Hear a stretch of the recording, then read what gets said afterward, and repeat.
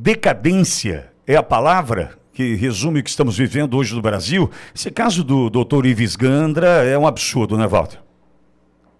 Olha, eu devia ter uns 20 e poucos anos, e o meu pai me pediu para ir à casa do ministro Paulo Brossard, ex-ministro da Justiça, ex-ministro do STF, ministro Paulo Brossard de Souza Pinto, buscar um ministro para vir jantar na minha casa. E eu me lembro que eu fui, quando eu cheguei, desci, trouxe o ministro até o carro, ele já com a sua bengalinha, uma figura, assim, sempre foi um gentleman, uma figura circunspecta e, ao mesmo tempo, com a descrição que todo juiz deve ter. E, aliás, uma frase dele é o seguinte: a verdadeira liberdade é eu ter o direito de dizer do meu adversário político aquilo que ele não quer ouvir. E a gente não pode mais dizer isso hoje. E aí eu quero contrastar com um jantar patrocinado pelo presidente, o CEO do iFood, que tem assuntos de interesse daquela empresa, daquela companhia no Supremo Tribunal Federal, ou que chegarão eventualmente ao Supremo Tribunal Federal, onde o ministro Luiz Roberto Barroso disputa o microfone com uma cantora para mais uma vez mostrar assim os seus questionáveis dons artísticos, né? E lembrando o seguinte, não é esse o papel do ministro, é uma coisa que choca, inclusive.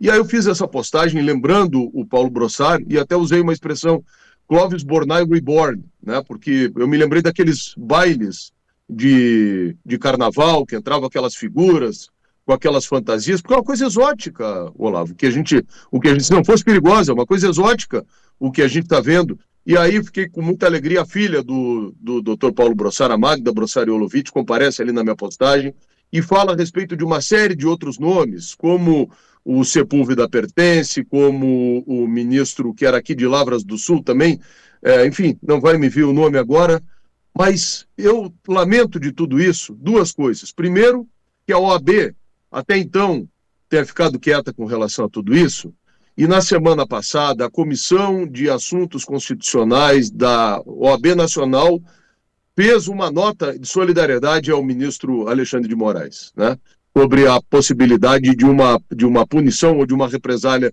de um governo do exterior. Eu queria saber onde é que está essa minha ordem, abrindo um parêntese para heróicas exceções, como é a subseção do Rio Grande do Sul e a de Minas Gerais, né? Onde é que estava essa ordem quando os advogados têm sido punidos, com multa, inclusive, por uma coisa que não existe, Olavo, que é excesso de recurso, né? Onde é que estava a OAB quando a gente está vendo essas ameaças, depoimentos de 11 horas, até que o cara confesse o que querem que ele diga, e se ele não confessar, ele volta para a cadeia? Onde é que estava a OAB nessa questão agora do doutor Chiquini, que falou que nem a água os advogados? Onde é que estava a OAB quando o desembargador Sebastião foi detido aquele dia ali? Não é onde é que estava a OAB, onde é que estava essa Comissão de Assuntos Constitucionais? Isso dá um testemunho, infelizmente, que foi tudo tomado, tudo aparelhado, e que, queira Deus que não, mas a gente vai ter que chegar num ponto que a gente se aperceba que, infelizmente, essas suas excelências, os ministros, transformaram a nossa mais alta corte no local de maior instabilidade jurídica institucional do nosso país, para não falar desse assunto do Aldo Rebelo, que é absurdo, que eu já tinha falado anteriormente, e de todas as outras coisas, e que terá que haver um freio de arrumação.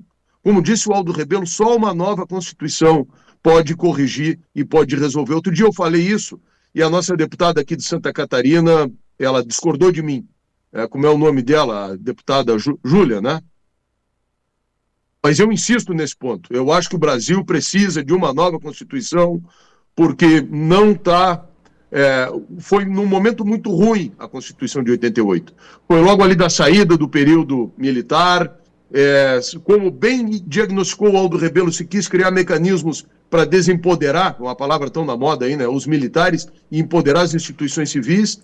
E aí se criou um problema que nós estamos vivendo hoje, que é a juristocracia. O Ministério Público não tem freio, não tem limite, cada promotor faz o que quer, tem uma caneta atômica na mão, e o mau exemplo que está vindo lá de cima, e pior de tudo isso, a justiça brasileira tomou lado, e isso não poderia acontecer. A justiça brasileira se colocou, eu lamento dizer isso, mas tem que dizer, se colocou a serviço de um grupo, de uma facção política. Isso não poderia ter acontecido, e esse é o principal problema, insisto, sempre tenho dito isso, que o Brasil está vivendo hoje. Fala, Olavo. Tem paralelos em cima do que o Walter colocou, interessantíssimos. Enquanto os ministros, enquanto o STF cresce, se politiza, e só vou fazer um relembrar uma frase da semana passada, numa entrevista do José Sarney na Veja. Sarney está de volta, hein? Cara, e ele disse uma coisa interessantíssima, olha só.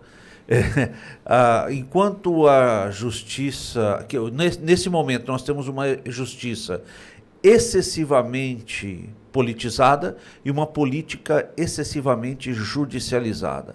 Mas quando o judiciário começa a servir a política, que é o que nós estamos vendo, esse desvirtuamento acontece, sem dúvida alguma. E o paralelo que eu coloquei no começo do comentário é assim.